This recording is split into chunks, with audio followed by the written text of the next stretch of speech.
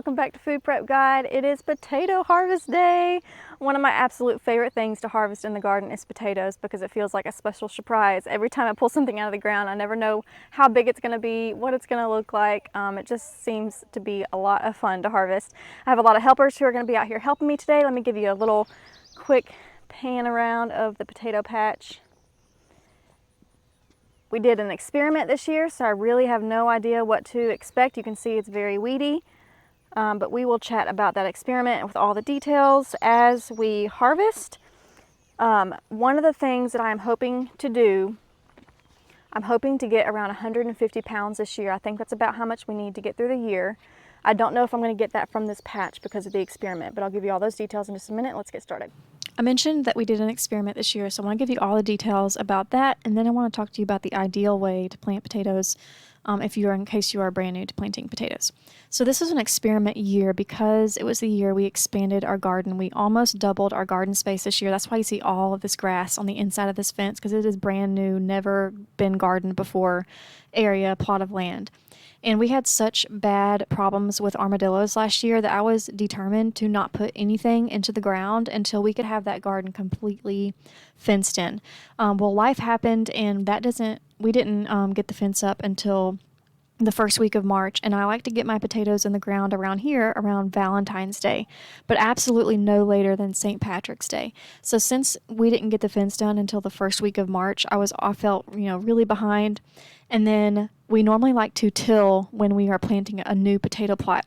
So we follow a no-till method of gardening, but the exception to that rule is when we are breaking ground on, when we're turning grass like you see here into a vegetable garden for the very first time, we do till for that very first time. And then we plant potatoes, and then from then on out, it can be, whatever we want to grow there. We use those potatoes to kind of help loosen up the soil a little bit. So I didn't have the tiller. I would have had to borrow it, and it was going to be another 2 weeks before I could get it. And that was just going to put me even more behind schedule. So I was just like, you know what? It's going to have to be an experiment year. I'm going to have to just go the no-dig, deep mulch route, which I've done before, but not at this scale. And I didn't have all the materials that I had last time that made it successful. So what I ended up doing was we mowed this area down just along the lowest setting possible, just on a regular lawnmower. And then I literally just went with the bag of potatoes and plopped them down on the ground. I just threw them down on the ground. I had half of them I kept whole, and then the other half I cut in half and allowed to sprout a little bit. I wanted to do that to see if there was much of a difference. There was not much of a difference in the overall amount of potatoes, but the chitted potatoes, meaning the ones that were cut and allowed to sprout a little bit, they were much bigger than the whole potatoes. But the whole potatoes produced more smaller potatoes, and the chitted potatoes, the cut in half potatoes, produced bigger but less potatoes. And I think overall, at the end of the day, it all kind of just rounded out to where there wasn't going to be a whole lot of difference. But I did really appreciate the large size of the potatoes that came from the chitted potatoes, because those are just a lot easier to work with when I'm canning and dehydrating and peeling and all of that. It's a lot easier to work with large potatoes. So moving forward, I do think I'm going to go ahead and cut up my seed potatoes and go that route instead of the whole potato route. But anyway, once I'd laid those flat on the ground, for half of the bed, I dusted with bone meal. Bone meal is an excellent source of natural phosphorus, and phosphorus is what grows really strong, healthy roots. And since potatoes are a root crop, they really benefit from that phosphorus. On the other half of the potato plot, I sprinkled peat moss on top of it. Sphagnum peat moss. I did 3 cubic feet, and then, like I said, half and half bone meal, half peat moss. And what I wanted to do is I wanted to see if that peat moss, it was a pretty decent layer, probably a 2-inch layer of peat moss on top of those potatoes, and I wanted to see if that gave me kind of a looser growing medium, since I wasn't able to till this year and I wasn't able to kind of put them into trenches this year like I normally would. At the time that I'm talking to you right now, this is all said and done. I already know what the harvest is like, and I can tell you that there was absolutely no difference with the peat moss. It didn't hurt it, but it didn't help it either. I just totally could have done without it. So That was the experiment this year, and we will see how that turned out in just a minute. But what I just described is like a no-dig, deep mulch method of growing potatoes. And if you don't have any machinery, if you don't have, a whole lot of time, it is an absolutely viable way to grow potatoes, as you will see. But you will get far higher yields if you go the ideal route with tilling, even if you have to do it by hand. I mean, if you can get that dirt loosened up, or even like in grow bags, and then you can follow a fertilization schedule of hilling and fertilizing, that's how you're going to get the biggest yields possible. So let me talk to you about that route, the ideal way to plant potatoes. So typically potatoes are planted in the spring, about 2 to 4 weeks before your last expected frost date. But in some warmer climates, some people can plant in the fall. I have never had success with fall potatoes, but I'm in the South. Maybe if you're in the North, maybe it'll work. I don't know. But spring around here is go time for potatoes. You can use seed potatoes that are certified disease-free, or you can just get some grocery store potatoes. I have done both, and I have not seen a very big difference between each one of those. But the certified seed potatoes, the reason they're certified is because they're going to be guaranteed not to have any lingering disease on them. So that can be pretty important. But I have used grocery store potatoes with no issues whatsoever. So I mentioned chitting, and that is the process of cutting potatoes into chunks so that it has at least one eye, which is like one baby sprout on it. And each of those little eyes, that's where a sprout is going to come from. It's going to shoot out, and you want at least one of those per chunk. So it doesn't really matter how big your chunks are, but you just want at least one eye on them, and at least to about 2 inches of potato flesh around it. Or you can just do them whole, like I said. And like I mentioned earlier, in this particular experiment, the whole potatoes produced more smaller potatoes, and the chitted potatoes produced larger but fewer potatoes.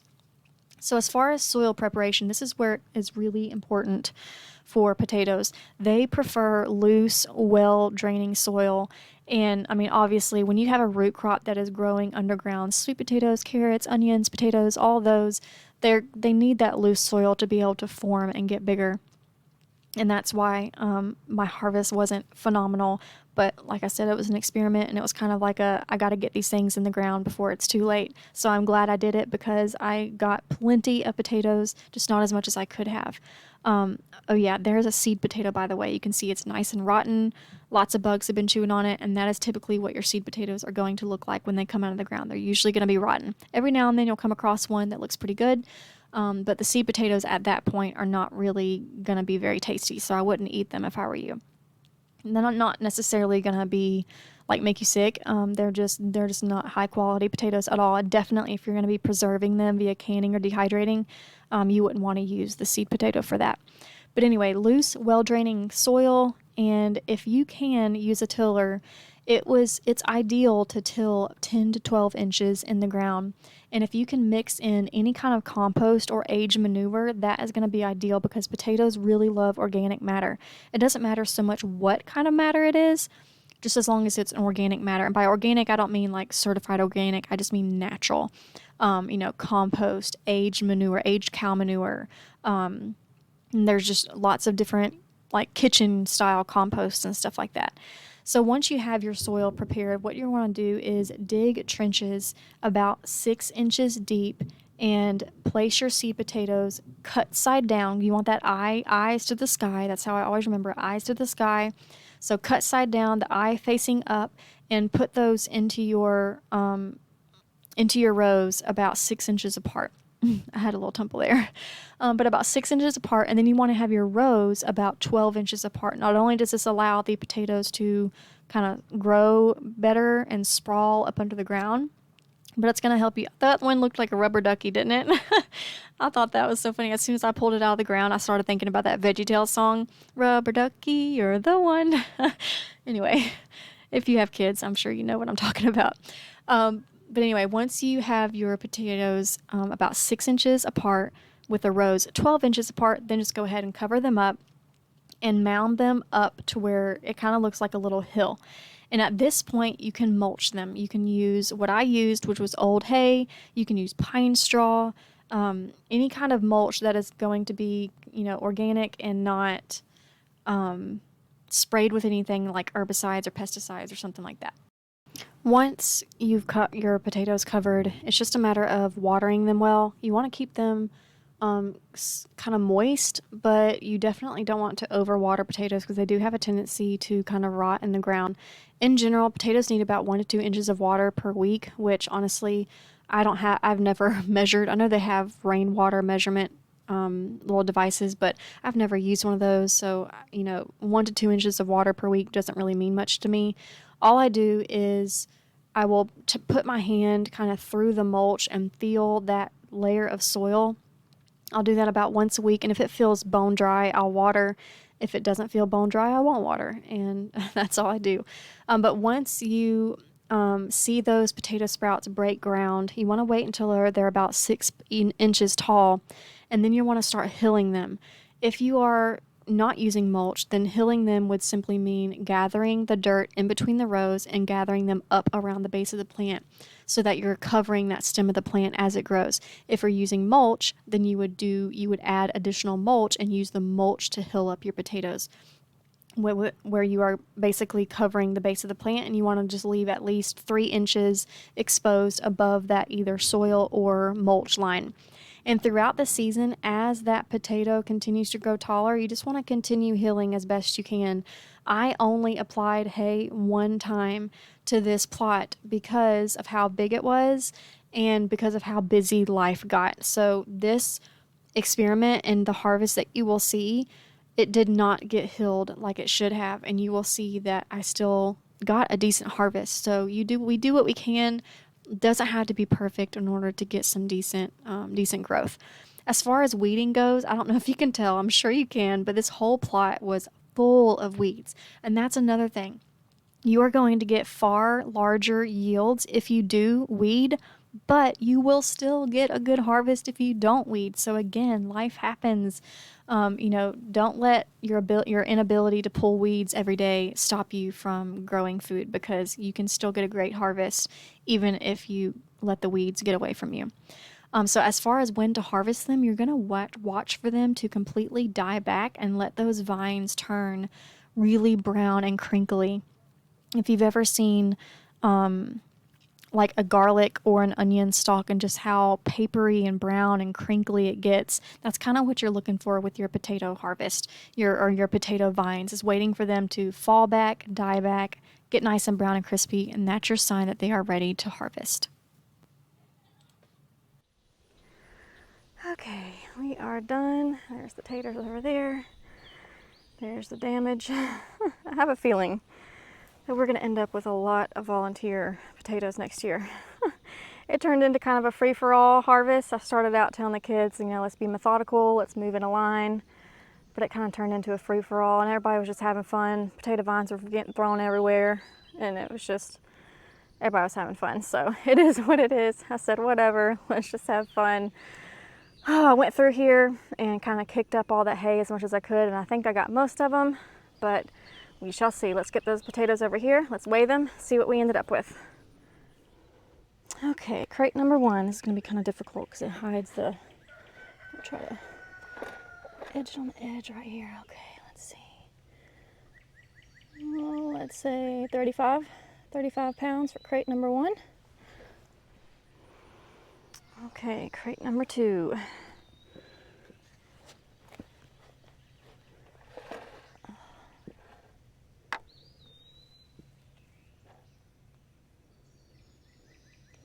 Just shy. Well, let's just call that 38. We'll call that 38. Now we're back in the kitchen and we are ready to get preserving. We ended up with just shy of 75 pounds of potatoes, and I'm basically going to divide them 50-50 between dehydrating and canning. So this first thing we're going to do is dehydrating, and here's my workspace. You saw I had the potatoes over there. I've got a pot of water for blanching. I have a bowl of water for ice bath, and then I've got my dehydrator trays here, and then I have my shredder. So I love, love, love this thing. The only bad thing about it is that it was like a vintage model and they don't sell it anymore. But I found one that was very similar on Amazon, and I will link it below. But I absolutely love this thing. It just shreds potatoes like butter. It has multiple attachments, so it can slice, and it can do like crinkled fries and things like that. And I will link below the one that I found that was similar to it, just not the exact same brand. But once I have my potatoes shredded, it needs to go into blanching water. So just in case you don't know, blanching is just bringing water to a boil, and then you put your fruit or vegetable in there for a certain amount of time, and then take it out and put it into an ice bath. Since these potatoes are shredded, they're already cut extremely thin. They only need to blanch for 1 minute. If you were going to be doing whole potatoes, you would want to go more like 4 minutes. But this, like I said, the cut is just so thin, they can get by with just 1 minute. And then after that 1 minute, we can just put it over into our ice bath. I'm using this big strainer spoon here, and I have loved this thing. I'll link that in the description box below as well. But once that we are done there, it goes into the ice bath. The reason for that is because the ice bath helps to stop the cooking process. Obviously, when it comes out of the boiling water, it is still extremely hot, and it is continuing to cook those potatoes. While we do want the potatoes to just barely cook, we do not want them to be completely mushy when we go to dehydrate them and then rehydrate them. So we kind of want to stop that cooking process, and that's what that ice bath does. So once we're done with that, I'm just loading up my dehydrator trays with them. I'm just trying to get as much water off as possible. You could take some paper towels or a towel and kind of squeeze any excess moisture out, but it's fine. I mean, the dehydrator will take care of it. It will just take longer, which is fine for me. I usually go overnight anyway, and I've never had an issue, so I don't bother wringing out any excess moisture. But once we are done, these are going to go into the dehydrator at 125 degrees Fahrenheit until done. And the way that you can tell that they are done is they are very hard, and when you try to squeeze them, they snap in half. And that's when they're done. The amount of time can vary based on your environmental conditions at the time of dehydrating. For me, I just go overnight, and usually in the morning it is done. But I've also done it really early in the morning and taken them out before bed, and they have been done. So it could be anywhere between 8 hours to something more like 14 or 15 hours. So once that our dehydrating session was done, we are moving on to the canning session. So for canning, you do want to peel your potatoes. It's very important to peel potatoes for canning because the potato skins, they being a root crop, that's where the bacteria that we're concerned about in canning lives in the soil. And these potatoes are, living, they're growing, they spend their whole life in the soil in direct contact with that bacteria. So we just need to peel our potatoes really well before canning. I also go through and try to take out any spots that have spoiled a little bit, or and cut out any spots that have potentially already starting to sprout, anything like that. And then once I'm done peeling, I do go ahead and spray down my counter with vinegar. Sometimes I'll use food grade hydrogen peroxide, and that's just to get any, make sure the workspace is really clean since we are working with pretty dirty potatoes. Now, after that, we just go ahead and start cutting. In case I didn't mention it, that pot right there is full of water, and I slightly acidified it with citric acid. You can slightly acidify it with lemon juice or lime juice, just whatever you have on hand. But potatoes do tend to brown. So in order to kind of prevent the browning process while we are cutting up all of these potatoes, I think I ended up doing like 25 pounds on this one day. So it took a while to get through that. To keep them from browning, you just want to have them completely submerged in cold water that is slightly acidified while you're doing all this. So we want to cut our potatoes basically into cubes. Now, potatoes come in all different shapes and sizes, so if you have like a baby potato, you could get by with just cutting that in half. But for the big potatoes, I typically just cube them, and into the jar they go. If you can see kind of the size of the chunk is probably about 2 to 3 inches, but it doesn't have to be super, doesn't have to be super spot on. You don't have to get a ruler out and measure or anything. You just want them to be not whole. You can whole potatoes, but I would only recommend that if they are baby potatoes. I wouldn't can like really large potatoes. Number one, you wouldn't be able to fit a whole bunch in your jar, but you can also run into a heat penetration issue as well. So one thing I wanted to show you with loading up the jars of potatoes is it's kind of like a Tetris game. It is very hard to get all of the air bubbles out of potatoes because of their awkward sizing, and it's hard to eliminate those air pockets, but we do want to kind of slide them in as best we can that leaves as few gaps as possible. So you can just see me kind of pushing in just ever how much I can. But ultimately, you want to fill the jar to 1 inch headspace to 1 1/4 inch headspace. I'm usually a little generous on my headspace with potatoes because I have some hard times getting them to seal in the past when I have not given them enough headspace. So a little bit more than 1 inch headspace. For these potatoes, I don't know how I'm going to use them, so I am only seasoning with canning salt here. You can season them however you want, as long as the seasonings are dried, not fresh. As far as the liquid goes, you can use water, but I highly recommend some sort of broth. This can be onion broth, vegetable broth, chicken broth, beef broth. It just adds so much flavor to your potatoes. And one reason why I can potatoes is for meal prep.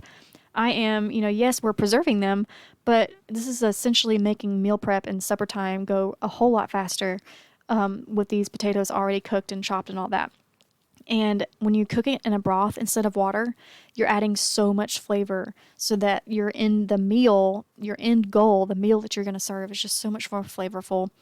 You typically want to bring up whatever liquid you're using. You typically want to bring it to a boil and then fill up the jars to 1 inch headspace. You can see I'm not using boiling water or boiling liquid.